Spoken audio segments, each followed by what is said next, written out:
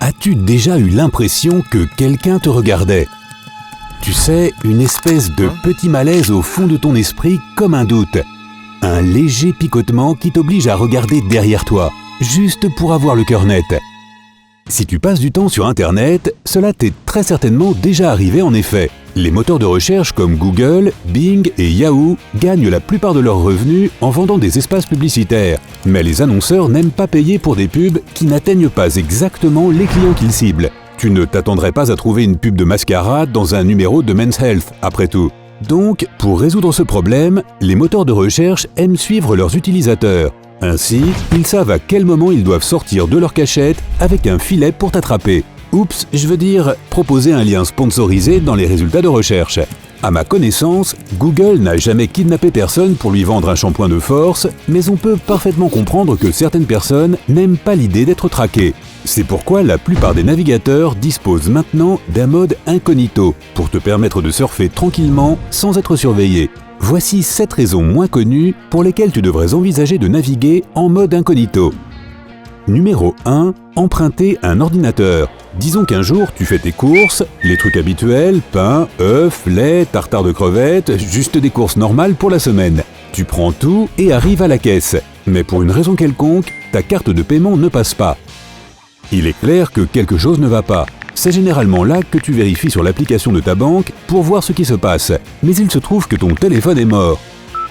Encore un jour de chance, hein ? Heureusement, tu vois que ton ami Jeff est à quelques caisses de toi et tu lui empruntes le sien. Maintenant, tu aimes bien Jeff, ok, mais tu ne le connais pas vraiment bien non plus. C'est l'une de ses connaissances que l'on fait au travail et pas vraiment un de tes meilleurs potes. Donc, avant d'aller sur le site de ta banque, tu mets son navigateur en mode incognito. De cette façon, il n'enregistrera pas ton mot de passe ni quoi que ce soit d'autre que tu auras tapé, comme un courriel ou une date de naissance. C'est la chose la plus sûre à faire chaque fois que tu es sur un appareil différent du tien, que ce soit pour envoyer un courriel, vérifier ton solde ou te connecter tout simplement à Facebook, tu ne veux pas que des inconnus s'amusent avec tes affaires. Numéro 2. Quelque chose qui aurait l'air louche hors contexte. Alors dis-moi, y a-t-il ici des types créatifs qui écoutent ? Ok, laisse-moi te donner une hypothèse. Disons que tu travailles sur ton thriller d'espionnage et ton beau héros est sur le point de boire dans le mauvais verre. Maintenant, tu as besoin de savoir combien de temps aurait James Richbauer pour arriver à l'hôpital sans avoir l'air de vouloir empoisonner ta colocataire. Taper quelque chose du genre « Combien de temps pour que le cyanure commence à agir ?» va sembler vraiment suspect si quelqu'un parcourt ton historique de recherche. Tu n'as peut-être aucune mauvaise idée derrière la tête, mais bonne chance quand tu devras expliquer à la police que c'était juste pour ton livre. Et certes, tous ces écrits sur l'espionnage te rendent de plus en plus paranoïaque, alors tu ne veux pas que des recherches suspectes traînent dans l'historique de ton navigateur. En activant la navigation privée, tu peux au moins t'éviter des explications gênantes si quelqu'un jette un coup d'œil à tes suggestions de recherche. Donc, si tu espères être le prochain Ian Fleming, Stephen King ou George R.R. Martin, tu devrais t'assurer de surfer en toute discrétion pour effectuer tes recherches artistiques. Numéro 3. Tu cherches quelque chose d'embarrassant. Tout ce que tu veux garder secret ne va pas forcément t'attirer des ennuis. Peut-être que tu as juste une éruption cutanée bizarre et tu veux juste savoir si tu devrais consulter un médecin. Même si tu es heureux de savoir que tu peux la guérir avec une crème topique, tu ne veux pas que les mots « éruption cutanée » apparaissent dans tes suggestions de recherche. Heureusement, tu as eu la prévoyance de naviguer en mode incognito et tu peux poursuivre ta vie sans avoir à te rappeler constamment de ton épisode de démangeaison.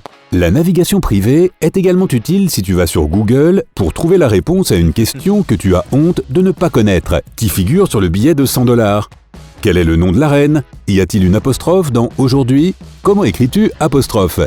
Ce ne sont pas nécessairement des questions idiotes, mais cela ne signifie pas non plus que tu as envie qu'on te rappelle tous les jours ton manque de culture générale. À ce propos, quelle est la chose la plus embarrassante que tu aies jamais eu à chercher ? Fais-le-moi savoir dans les commentaires. Numéro 4. Contrôler les suggestions vidéo. As-tu déjà passé assez de temps sur Internet pour te retrouver dans cette partie bizarre de YouTube ?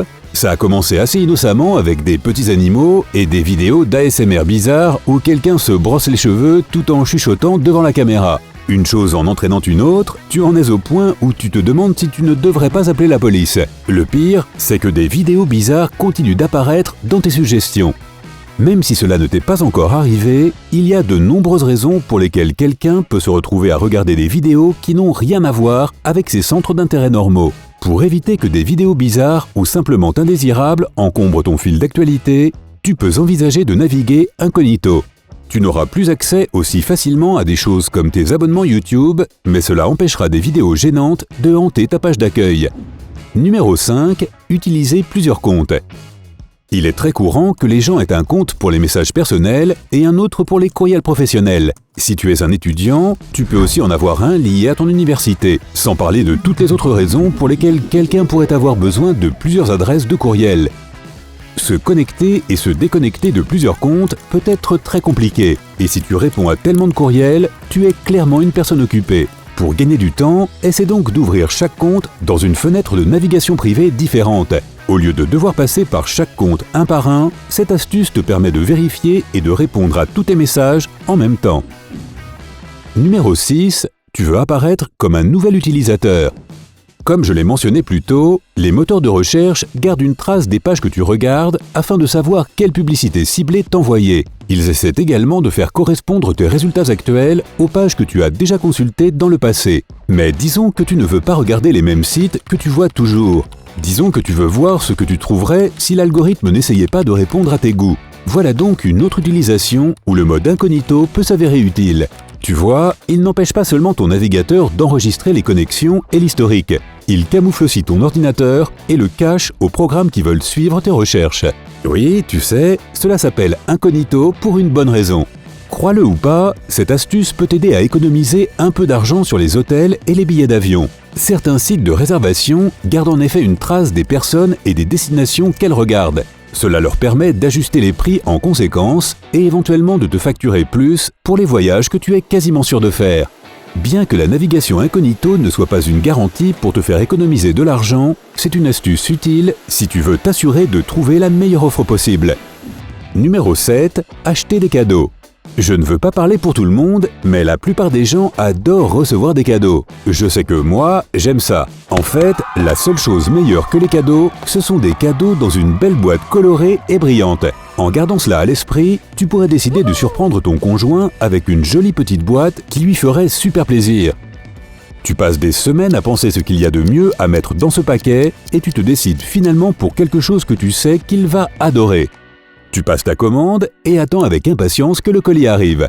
Tu as planifié toute cette belle journée qui se finira en apothéose par l'ouverture de cette boîte remplie de cadeaux. Et tu as hâte de voir la tête qu'il fera lorsqu'il va l'ouvrir.